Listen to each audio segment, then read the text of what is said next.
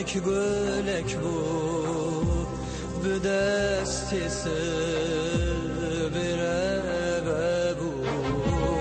انگی گلی بندس بود چیاوز اوزان بخشنه بود دنگی گلی بندس بود چیاوز اوزان بخشنه بود هارون وکی شیرکی بود سرش کرم گریلا بود درسو خافن هوال هارون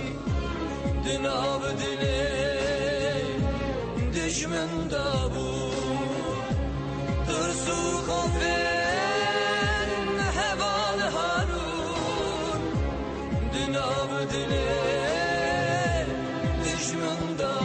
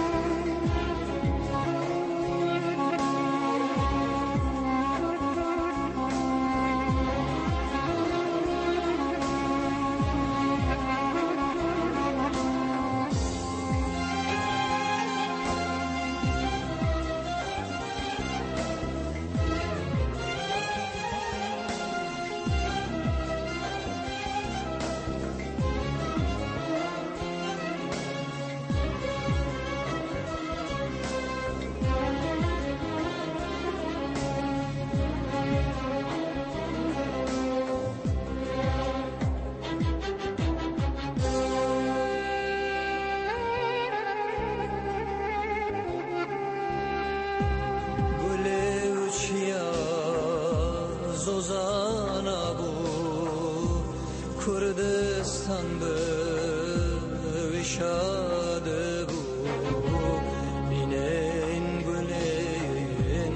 هوال هارون ناو هوالان بلاده بود بینین گلین هوال هارون ناو هوالان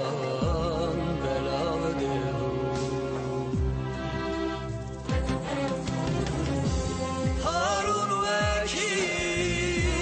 شیرکی بود سرش کرم گریلا بود درسو خافن هوال هارون دناب دلی دشمن دا بود درسو خافن هوال هارون دناب دلی دشمن دا بود هارون وکی شیرکی بود سرش کرم گریلا بود درسو خافن هوال هارون دناب دلی دشمن